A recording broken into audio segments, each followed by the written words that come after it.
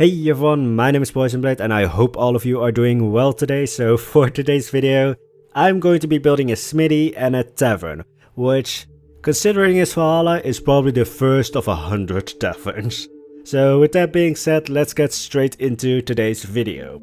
So again, no animals. I think I also again heard some fireworks because fuck me trying to record, even though it's no longer New Year's. But anyway, today I wanted to mostly talk about, well, basically more world building, because some people have asked me like, oh, are you going to write a novel or are you like really into D&D? Answer to both of those is no.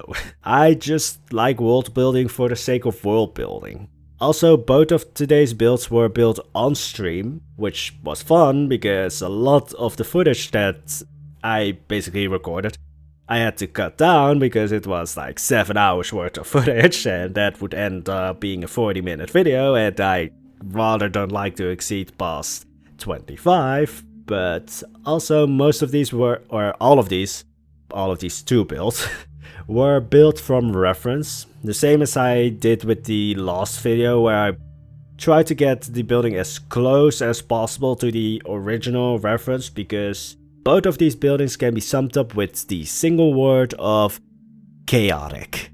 Also, the smithy that I'm right now building, halfway through building it, or not halfway, when it was like 75% done, I just immediately thought this looks very much like Fable, like with the large overhanging structure in the front.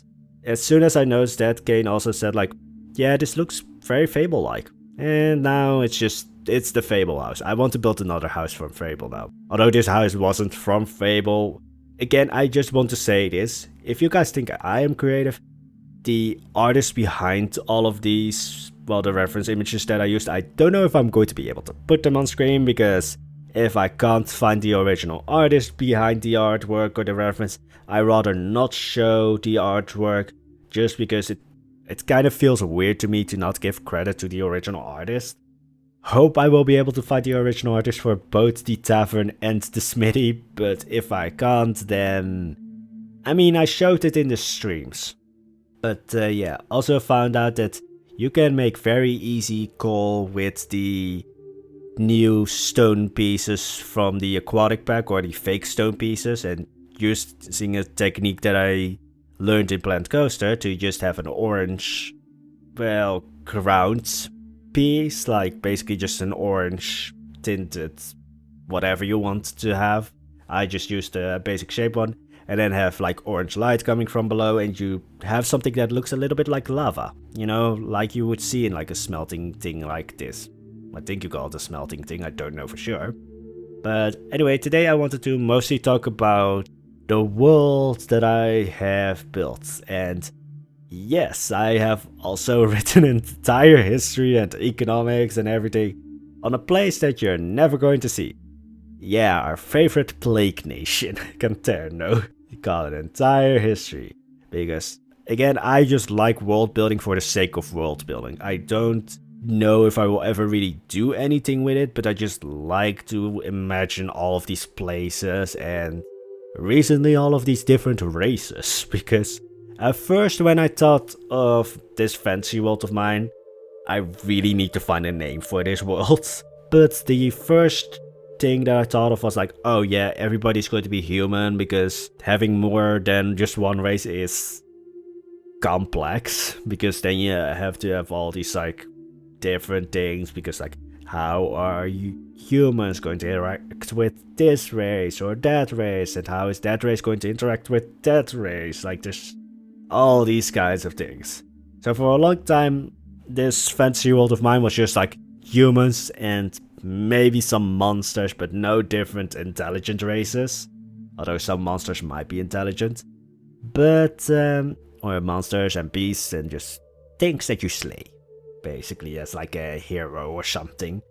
Although I just don't like the hero character where it's like somebody who has like some magical gift or anything. I'm just like, no, that's boring, and you can see that coming from a mile ahead, so nope to that.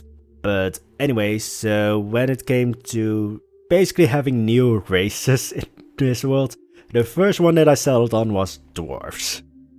And I didn't want to make it like a Tolkien dwarf because I think this is basically now the stereotype with like dwarves that they are, they are attracted basically to the mountains. Like they're mostly known as like miners or smithies or something like that.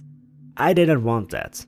Yeah, personally I just think like, dwarves, mountains and caves and such and just underground places usually become very moist or damp and cold and such, and I'm just like, yeah, I don't want to wouldn't want to live there, so I'm not going to make dwarves live there because, yeah, that's basically the entire explanation.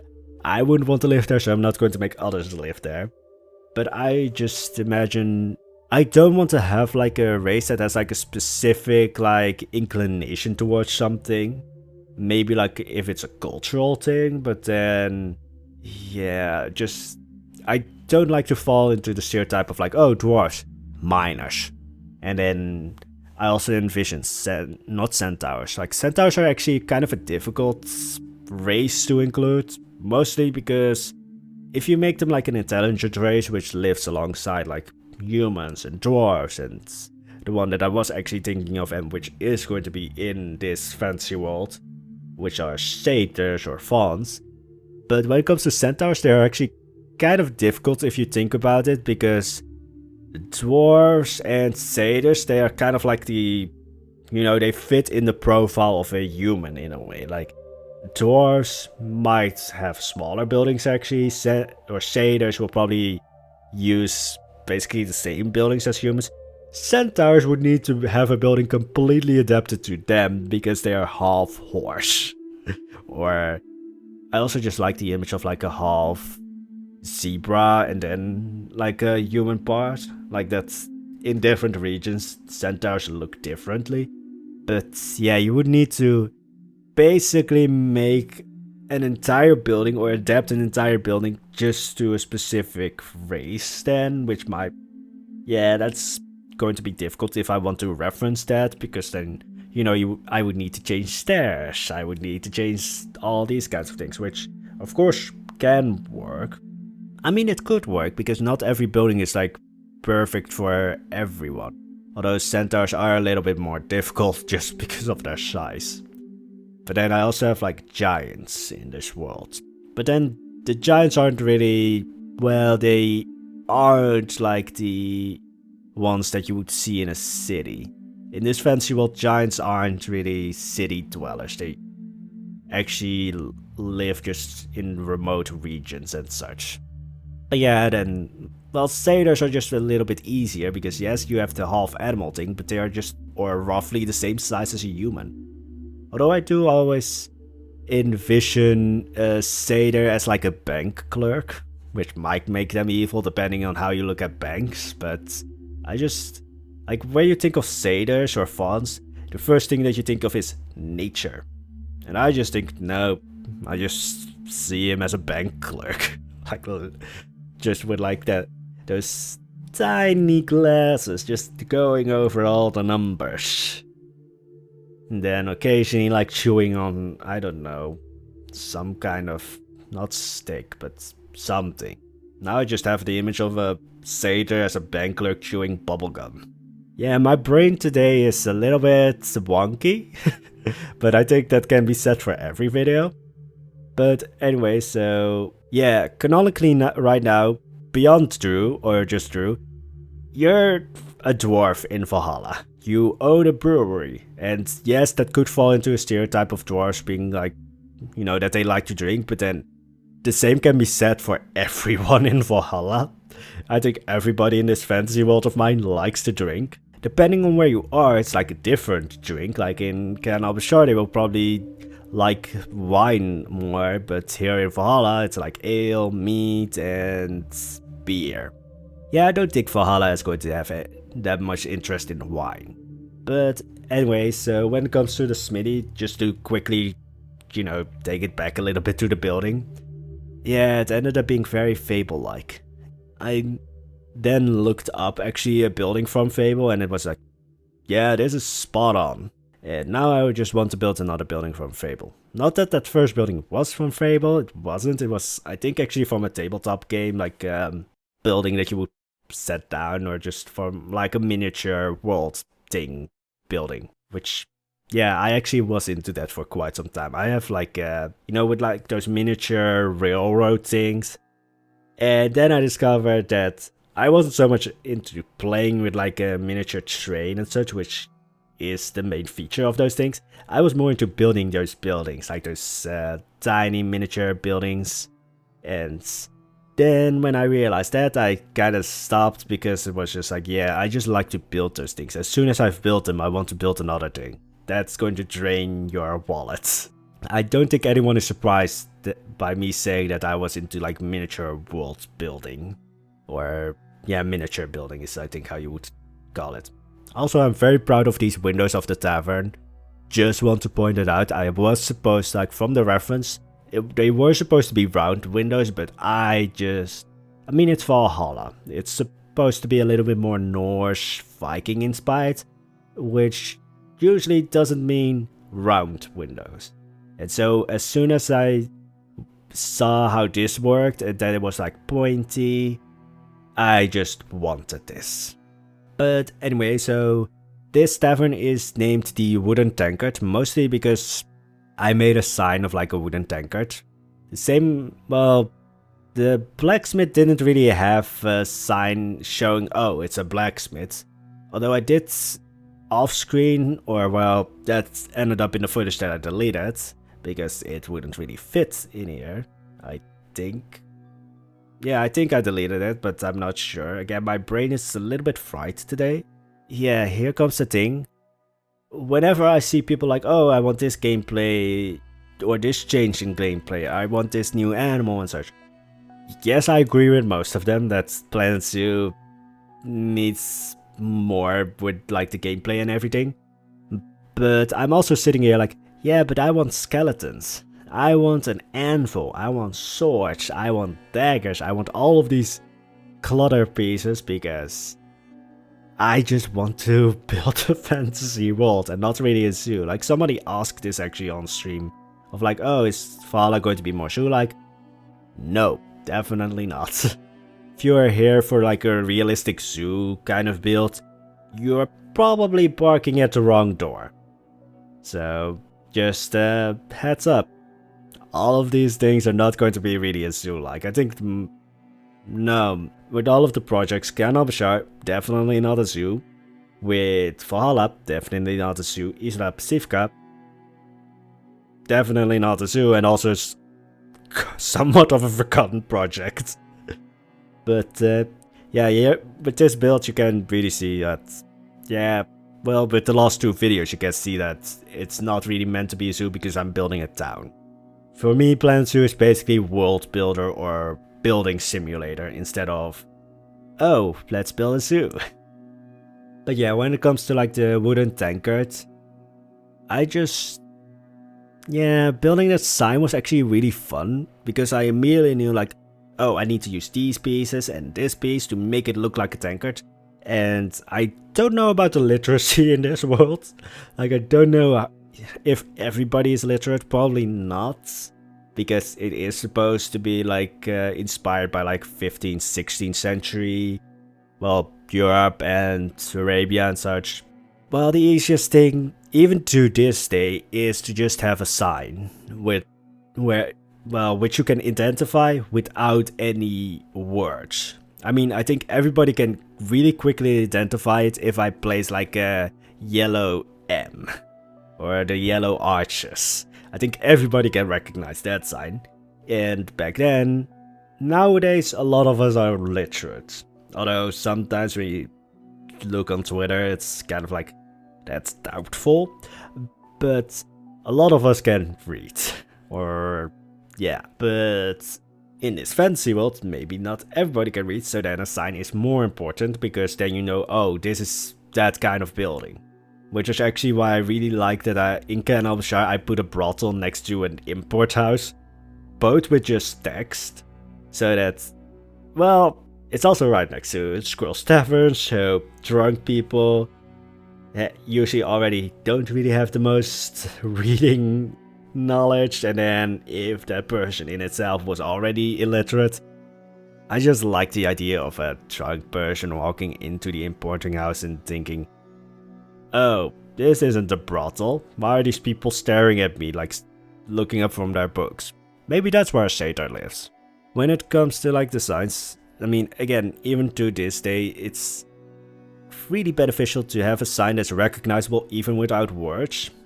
And back then it would be even more, well, beneficial, because isn't that the reason why like a lot of churches have like depictions of like scenes of the Bible? Because some people who couldn't read just looked at those depictions and knew like, oh, it's that story, and knew how the story would go and such. Also, I just want to say this, I think this also shows that I'm not really a religious person, but I used to read the Bible. I don't write the Bible, but read the Bible for fun, because if you take the religious context out of the Bible, it kind of reads like Lord of the Rings. You know, you have this battle between good and evil, or at least this sort of battle in the background, and then you have all these sort of hero-like figures, which, yeah, sort of like the prophets and such, but they're kind of like the Gandalfs, and yeah, I think this really just shows that I'm not really a religious person, but I also always want to, like, one day just, like, walk into a mosque or walk into a synagogue and just talk with, like, the rabbi or the imam. Like, I always just want to explore, like, how different people in different cultures and such see the world, or, like, you know, just talk and discuss things. Like, want to see their views and or hear their views and everything, because I mean, I think this is no surprise that I just love learning about different cultures and such. And this is one of the fears actually that I had, especially with Khan al-Bashar, is that it would be seen as like cultural appropriation, because yeah, I'm a half-white guy here building an Arabian city with Greek influences, and here I'm also building a, well, Norse-inspired town or valley with hints of like English and Slavic cultures, and I'm always kind of like, oh, is this getting into like cultural appropriation, or is it not that, because I am trying to be as respectful of these cultures as possible? So it's always like that sort of balancing act, like when is something cultural appropriation and when is something like, oh, just good in a way. If I ever have the opportunity, I really just want to like sit down with like a imam or a rabbi and just talk about their views and such, because for me, learning about that stuff just sounds really exciting and fun. Yeah, I don't know what the name is, if there's like a specific name for like a priest in like Hinduism and Buddhism, but yeah, I would basically also want to sit down with those two. And there's a lot of different religions. I mean, I'm especially like interested in sitting down with people who worship like the ancient religions, because those are still a thing. And yeah, I discovered that through Khan al-Bashar, through Tianopolis, through Valhalla, that most ancient religions like the Norse religion, Greek religion, are still worshipped, although of course to a lesser extent than how they used to be worshipped. But I just want to sit down basically with people of different cultures and just talk about their views, talk about, you know, how they see the world, talk about things when it comes to like their history, their culture and all of that, because I just find learning about different cultures and learning about like different viewpoints or such in today's world really interesting. But yeah, right now I think it's best to just, you know, try and stay home as much as possible, because no culture is going to save you from the pandemic unless you're maybe vaccinated, which I'm going to get myself vaccinated as soon as it becomes possible, because even though I really dislike needles, like really dislike needles, like I try my best to, you know, stay healthy so that I don't need any needles, But when it comes to vaccines, yes, I will get myself vaccinated. Even though I don't like needles, you know, if I get a vaccination that might potentially save someone else, because most of this is like, oh, it's not, you know, saving yourself, but it's saving someone else, then yes. Yes. I don't want to endanger anyone because I am afraid of something or because I make stupid decisions. Yeah. The one group actually that I don't really see as beneficial is anti-vaxxers, but I think I made that pretty clear in some videos that, like, yeah, if you endanger someone else because you want to feel like you are superior because you have this sort of hidden knowledge, yeah, you're probably just an asshole. Anyway, yeah, I went on this whole thing of like, oh, I want to explore and learn about different cultures, religions, and just worldviews. And then I'm just like, yeah, except for anti-vaxxers. But then there's just, nah. Like, this is just my entire, I think, how do you call it? Like, my, I really don't know how to call it. But just basically, my view on most topics, actually, like when it comes to like religion, sexuality, everything is like, as long as you're healthy and happy and what you're doing isn't harming anyone else, then you're good in my book. Yeah, you can do whatever you want. As long as you're healthy, happy, and you're not harming anyone else, you do you. So anti-vaxxers don't really fit into that because what they're doing can directly harm someone else who has, if like an anti-vaxxer lives right next door to someone who is immunocompromised or who can't get a vaccination for any kind of reason, yeah, you're putting that person in danger because you want to feel superior. Because I do think anti-vaxxers are kind of like an ego complex, where they want to feel like, I am better because I don't follow the masses or the sheep as they call it. And I'm just like, no, you're just annoying and you're endangering others. Screw off. Anyway, that's my ramble on all of this. So as you can see, the tavern, again, I didn't finish it in this video, but I'm going to show you, of course, the end result, because I made it S10 proof by adding some custom spires in the back, because I just imagine that S10 just, the moment he sees a custom round building, he just hisses like a vampire and scurries away. Yeah. I have a lot of visual images of basically everyone. I mean, Drew is canonically a dwarf. Let's find a race for S10. Although I also I keep saying that S10 is like a tiny fairy. Yeah. And with fairy I mean like basically I think S10 is Tinkerbell. I should end today's video here before I get myself into trouble. But anyway, I hope you enjoyed today's video. If you do, there's the like and subscribe button, of course. And there's a notification bell, but S10 will enter the Wooden Tankard before that bell works, or that button works. So anyway, I wish all of you a wonderful day. Bye bye.